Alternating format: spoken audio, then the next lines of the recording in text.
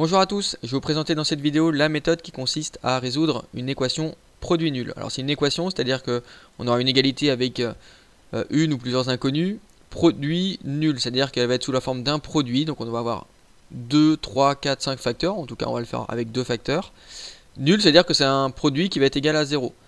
Donc on va utiliser la règle suivante, c'est-à-dire un produit de facteurs est nul si et seulement si un des facteurs est nul. C'est-à-dire que ça va être de la forme a fois b égale 0, a et b sont mes facteurs. Donc quelque chose fois quelque chose égale 0. C'est-à-dire que soit le premier il est égal à 0, soit le deuxième il est égal à 0.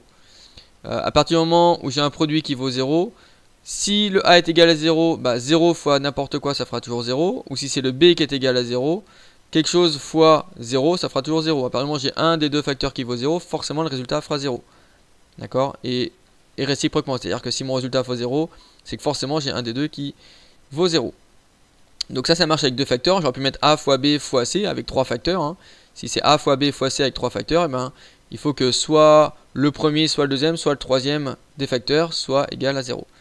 Et donc à partir de là, on va résoudre séparément a égale 0, donc mon premier facteur égale 0, ou mon deuxième facteur égale 0. On va résoudre séparément les deux facteurs, les deux équations qu'on va avoir à résoudre.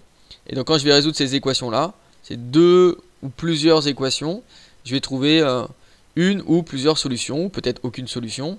Alors j'ai pris un exemple, j'ai pris l'équation 3x moins 1 fois moins 2x plus 5 égale 0. Donc là j'ai bien une multiplication entre mes deux parenthèses, où j'ai mon point noir ici, mon pointeur. Donc mon premier facteur qui est celui-ci, mon deuxième facteur qui est celui-ci. Donc j'ai mon premier facteur, ma première parenthèse fois ma deuxième parenthèse égale 0. Donc j'ai bien un produit, j'ai bien une forme factorisée, égale 0. Donc je vais pouvoir utiliser la propriété un produit de facteur est nul, c'est seulement si un des facteurs est nul. Donc soit mon premier facteur il vaut 0, ou mon deuxième facteur il vaut 0. Donc soit 3x moins 1 il vaut 0, soit moins 2x plus 5 il vaut 0. À partir du moment où j'ai un des deux facteurs qui vaut 0, forcément mon résultat final il fera 0. Et je résous séparément mes deux équations. Et donc on va résoudre ici le premier facteur égale 0. D'accord. Donc 3x moins 1 égale 0. Donc je vais mettre une équivalence, là j'ai écrit la même chose avec une équivalence, je rappelle une équivalence, c'est-à-dire que mes solutions de ma ligne d'avant sont les mêmes que les solutions de ma ligne suivante, d'accord. Les solutions ne changent pas.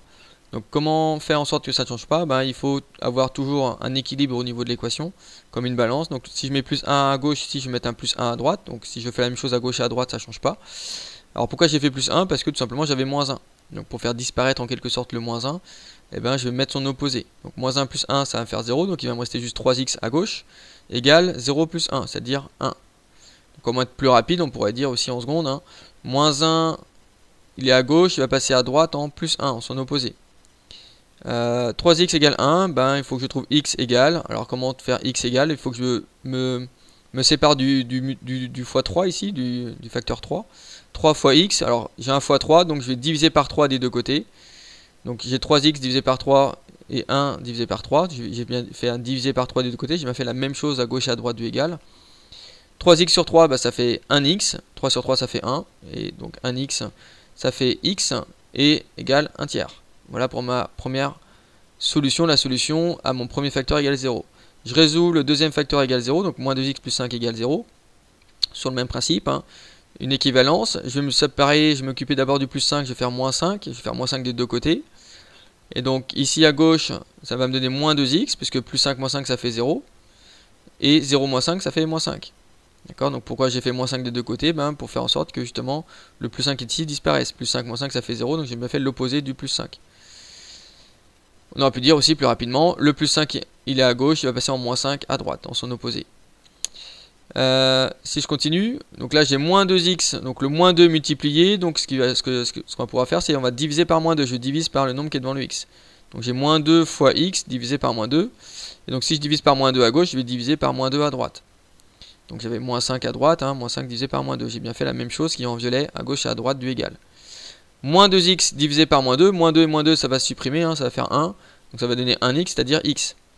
Moins 5 divisé par moins 2, et moins et moins ça fait plus, donc ça fait 5 demi, ou 2,5. Donc mes solutions, parce que j'ai deux solutions, j'ai une solution qui correspond à mon premier facteur égale 0, une solution qui correspond à mon deuxième facteur égale 0, donc j'ai deux solutions pour l'équation.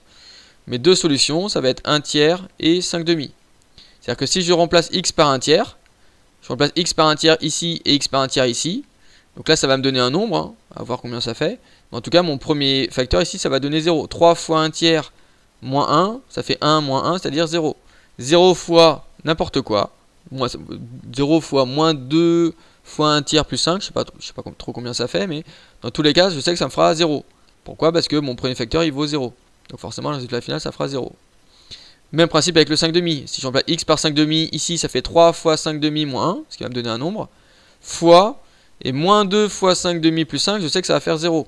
Moins 2 fois 5 demi plus 5, ça va faire 0. Donc, quelque chose fois 0, ça va faire aussi 0. Donc là, j'ai résolu mon équation produit nul. C'est-à-dire que j'avais un produit entre deux ou plusieurs facteurs, ici 2 facteurs, et qui vaut 0. J'espère que vous avez compris comment résoudre une équation produit nul. Merci de m'avoir écouté, à bientôt.